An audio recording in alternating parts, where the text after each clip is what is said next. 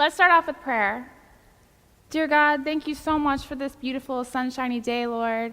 Thank you for loving us and blessing us and us all being together to praise you. Amen.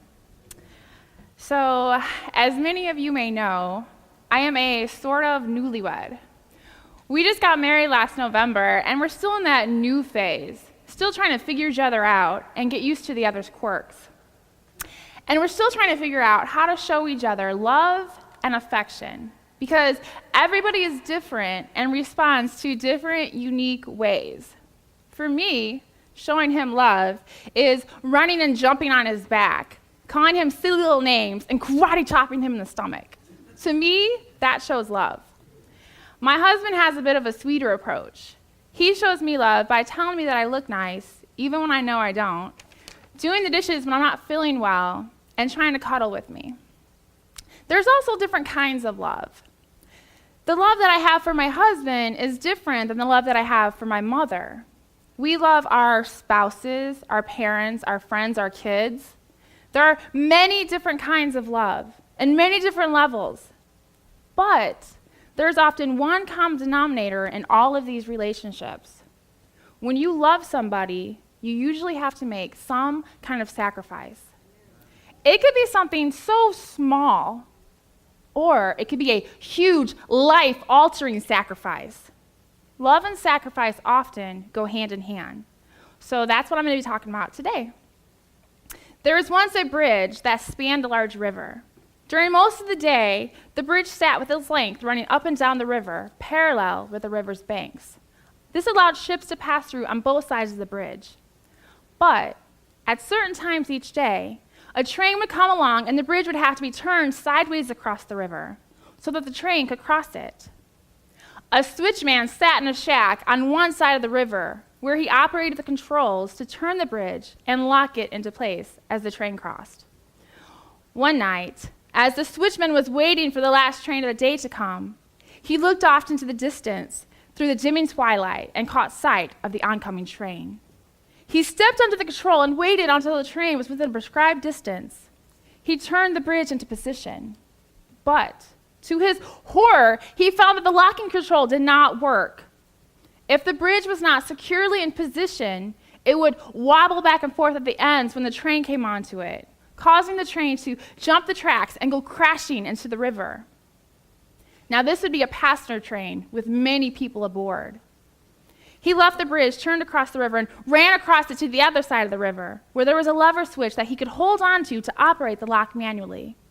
He would have to keep holding this lever back tightly as the train crossed the river. He could hear the rumble of the train now getting closer, and he took hold of the lever and he leaned backward, putting all of his weight into it, locking the bridge. He kept applying this pressure to keep it firmly locked into place. Many lives depended on this man's strength. Then, coming across the bridge from the direction of his control shack, he heard a sound that made his blood run cold. "Daddy, Daddy, where are you?"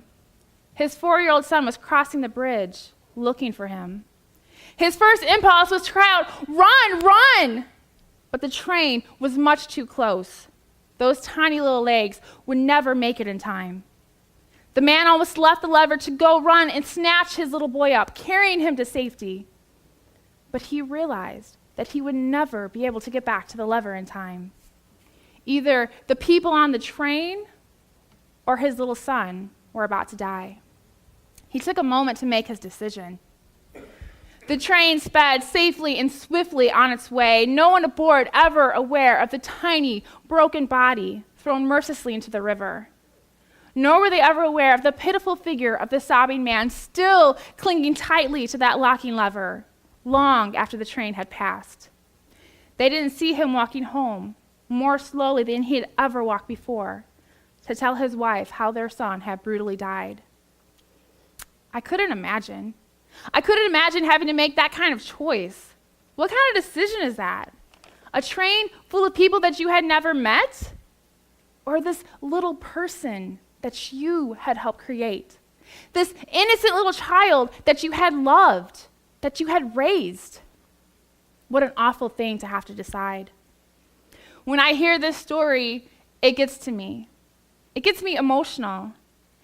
And then it gets me thinking of another story that has some similarities. A story about the greatest sacrifice ever made. This story is found in the Bible. It's the story of Jesus. It was that time of year again, the time of Passover. At this time every year, the governor would let one person from prison go, giving him back his freedom. This year was no different. Pilate stood on the steps. The people gathered all around. There were two men standing there, waiting to hear their fate. Barabbas, a known criminal, a man who had a reputation for being bad. And then there was Jesus, who had never committed a crime. Jesus, who was all goodness and purity and love. Pilate stood before the crowd. I have Barabbas and I have Jesus. Which one do you want me to set free? The people shouted, Barabbas. Pilate asked, what should I do with Jesus, the one called Christ? They all shouted, crucify him. Louder and louder, crucify him, crucify him. Can you imagine what could have been going through Jesus' mind? Here is this bad guy who deserves to be in prison, who actually committed crimes. And then there is Jesus himself, who healed people, fed people, taught people, who did nothing but love. And they were choosing him to die. I can only imagine that it hurt to hear your name being shouted over and over, for people demanding that you be put to death, to feel alone. Barabbas was freed, led out into the angry, shouting crowd. Jesus was taken and beaten with whips. They took off his clothes and put a scarlet robe on him. They made him a crown of thorns, mocking him. Oh, he thinks he's king of the Jews? We'll show him. Do you think they gently placed this crown on his head, careful not to hurt him? Or did they shove it down hard, the thorns poking into his head, causing him to bleed, blood dripping down his face? I know that it hurts when I just get a little prick from a thorn bush. It doesn't feel very good. But this was a whole crown of thorns, pushed down hard. His body already beaten, covered in blood. As if all this wasn't enough, the soldiers mockingly bowed down before Jesus, making fun of him even more. Hail, King of the Jews, they said, spitting on him, hitting him with a stick. After doing this for a while, they took the robe off. And then those soldiers led him away to be killed on a cross. Remember, this is Jesus I'm talking about. Jesus, the Son of God. Jesus, the purest one on earth, being led away to his death. They came to their destination, Golgotha, which means place of the skull. When they arrived, the soldiers nailed Jesus to a cross, driving nails through his hands and through his feet. Can you imagine the physical pain? Nails going all the way through your skin. And then there was the humiliation. All of these horrible things happening to you. The crown, the spitting, the name-calling and mocking, the beatings. But then, the deepest pain of all, the emotional pain. He knew that the only way for these people to have eternal life is if he went through all of this pain and humiliation. These people who chose him to die, these people who were now pushing those nails clear through his skin. Any other person would give up, shout out to God, they're not worth it. Why would I die for them? But did Jesus do this? They put a sign above his head on the cross. The sign read, "This is Jesus, King of the Jews." 2 robbers were also put on crosses that day, one on each side of him. People were walking by, still insulting him, still mocking him. At noon, there was darkness. It lasted for 3 hours.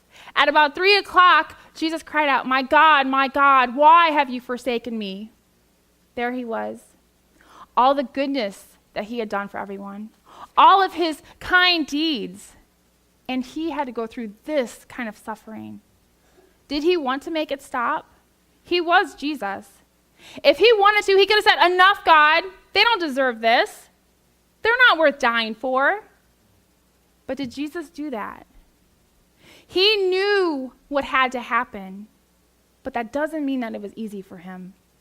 That doesn't mean that he didn't feel any pain. Again, Jesus cried out in a loud voice, and then he died. You know, I grew up Adventist. I grew up learning about God and listening to Bible stories. And I grew up with the knowledge that Jesus died for me. That Jesus died so that we could have eternal life. And honestly, I just took it for granted. Yes, Jesus died for my sins. Of course I appreciated it, but it never really hit me how much of a sacrifice it was. It never really hit me the pain and humiliation that he went through, the emotional heartache that Jesus went through for me to have life. I'm a very visual person. I can hear things and learn, but when I see it, it has much more of an impact on me. I like to watch Sabbath movies on Friday night, and one night I was watching The Son of God. The crucifixion scene came on. I watched all the torture that they put him through, the pain, the agony, and it suddenly hit me. It suddenly took on a whole new meaning for me. Jesus died for me. He suffered in ways that I will never fully understand. He sacrificed his life so that I can have mine. That is love. That is the purest form of love that I will ever know. That is the greatest sacrifice for love ever told. No other love can come close. As all this goes through my head, as I think of all that Jesus went through and suffered just for me, just for you, I then ask myself, am I worth it? And the answer is no. But Jesus thought I was worth it. Jesus believed that we were worth dying for. Otherwise, he wouldn't have cared. He wouldn't have hung on that cross. He wouldn't have cared if we lived or died. But he did care. So then I asked myself, am I living a life worth dying for? Am I making any sacrifices for him? He made the greatest sacrifice. Am I giving him everything that I can? Remember, we usually have to make sacrifices for those that we love. We make sacrifices for our job. We make sacrifices for our health, for our marriage. But do we make sacrifices for him? Sadly, I would say that I'm not enough. I sometimes feel myself drifting, and this scares me. They say that when you wake up, it's a good practice to spend time with God right off. Morning devotion, start your day off right. Now, I used to start work at 2 a.m, so this wasn't really practical for me. But then after work, I would come home and sleep. Oh, I'm so tired. God understands. But then I would wake up from my nap, and it was time for TV and dinner, and then bed again. I wasn't making God a priority. I had time for all these other things, but not too much time for God. And then came a time where I no longer had to work. What excuse did I have now? Yet still I was struggling. So I decided to do a 21-day Daniel fast. This is a spiritual fast that takes so many things out of your diet and instead puts the focus on God. It's really strict. I felt like I needed to do this to reconnect with him. I would wake up every day and read his word, soak it in as I ate my breakfast. I had to rely on him to get through this. I needed him. And I felt my relationship getting stronger. I felt God's presence, and it was amazing. But then, lo and behold, when that fast was over, I'm sad to say that I went back to my old ways. You know, I always seemed to have time to watch Netflix, to go on my hour-long walks, to play games. But am I making time for God? Not nearly enough. When you want something to grow, you take care of it. You nurture it. When your marriage is faltering, you go see a counselor. When you're unhappy with your body, you change your lifestyle and diet. You make sacrifices. So when your relationship with God is getting weaker, what should you do? your relationship seems pretty good, ask yourself, could it be stronger? Could you be spending more time with him? Could you devote more time to helping others to learn about him and his love? Hebrews 13:16 says, "Do not forget to do good to others and share with them the sacrifices that please God." Are we sharing with others? Are we spreading the word? If any of this applies to you, there is an easy solution. Spend more time with him. Pray. Ask God to make you stronger. Ask him to guide you, to show you the way. Ask God to show you what he wants you to do, to show others his light. He has done so much for us. He has made the ultimate sacrifice for us to have life. Are we living for him? Are we living the life that he wants us to live? Or do we need to make some changes, some sacrifices? As Cassie started the 9th grade, her mom, Misty, felt that something was wrong. She couldn't quite pinpoint it, but she knew that something was just not right. She no longer felt that she or her husband had any kind of connection with her. Desperate for answers, Misty began to search Cassie's room on a regular basis, searching for answers. One time, as she was searching, she found evidence that her daughter had an interest in drugs, alcohol, and witchcraft. Cassie's parents decided that the only way to stop her from making any more bad decisions was to make a few for her. They transferred Cassie to a new school in a suburban neighborhood. They kept closer tabs on her, monitoring her attitude, her friends, and her study habits. In general, they put their foot down. Cassie began to respond positively. She began to make new friends. She started showing a new attitude. One of her new friends was a youth pastor at a local church. That pastor admitted to the Denver Post that when he first saw Cassie, he said to himself, "There's no hope for that girl, not our kind of hope." The joyless look on her face, the monotone speech that came from her lips, all of it suggesting that perhaps Cassie was just too far gone. One weekend, that youth pastor encouraged Cassie to accompany the church youth on a retreat. She agreed. After that weekend, her life was changed. Before she left, her parents said she was this gloomy, head down, say nothing type of girl. But when she came back, her eyes were open and bright.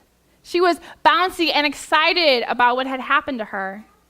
She told her mom that she had totally changed, that Misty might not believe it, but that Cassie was going to prove it to her.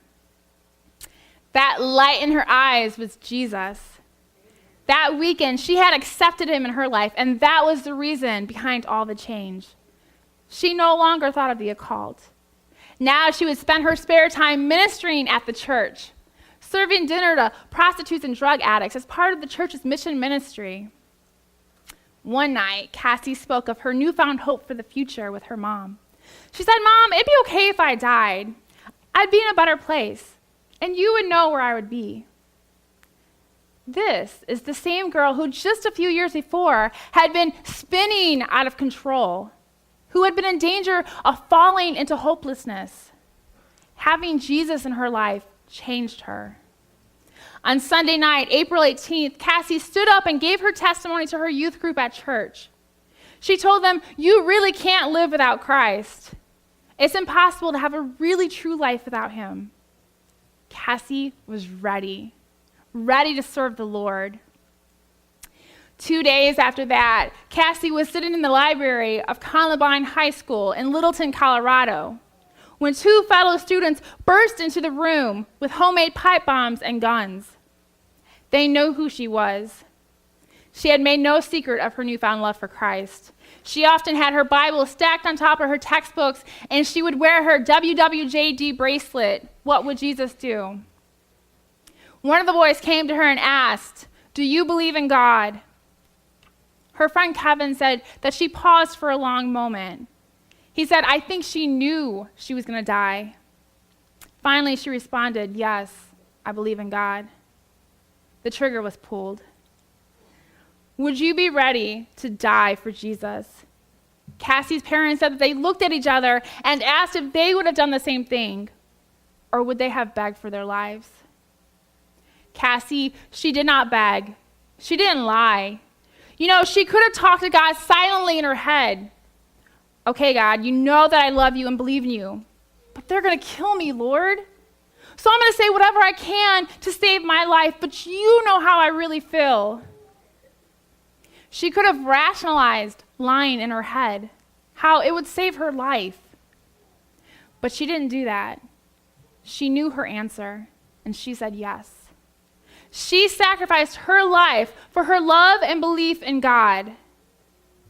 I don't know what I would do if I was sitting there with a gun against my head. All these thoughts would probably be racing in my head. I might even be questioning God as to why he was letting this happen to me. And I was raised in the church. Unlike Cassie, I was raised my whole life believing in God. I'm not sure that I would be able to make that kind of sacrifice. And honestly, that scares me. But lucky for me, there is that easy solution again. I need to spend more time with God, read his word, talk to him. I need to get to know him better. I need to ask him to make me stronger, to make me more faithful. Do you know what your answer would be? Would you be able to be as strong as Cassie, who knew what the outcome would be, but answered anyway, having the courage and faith in God to do so? Would you be ready to make that kind of sacrifice? John 3:16, for God so loved the world that he gave his only begotten Son, that whoever believeth in him shall not perish, but have everlasting life. So my question for you today is, are you ready? Thank you.